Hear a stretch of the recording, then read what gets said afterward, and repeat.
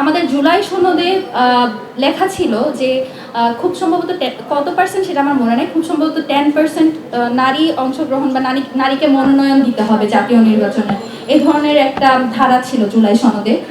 তো আমরা দেখতে পেয়েছি কোনো রাজনৈতিক দলই যেটুকু বলা হয়েছিল সেটুকু দূরে থাক, তার অর্ধেকও নারী পুরো বাংলাদেশে তারা মনোনয়ন দিতে পারেনি।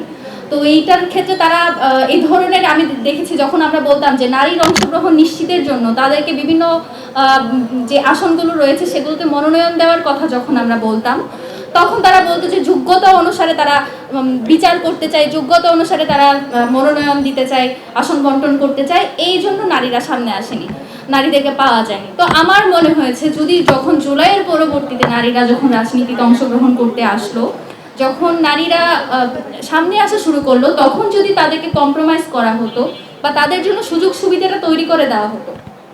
এই ব্যাপারটা এমন নয় যে নারী বলে তাকে আপনি এক্সট্রা সুবিধা দিচ্ছেন। যখন আপনার একটা ফিল্ড যেখানে এখনো প্রস্তুত নেই, আপনার সমানে সমানে আসার জন্য শুরুতে কিছু সুযোগ সুবিধা দিতে হয়।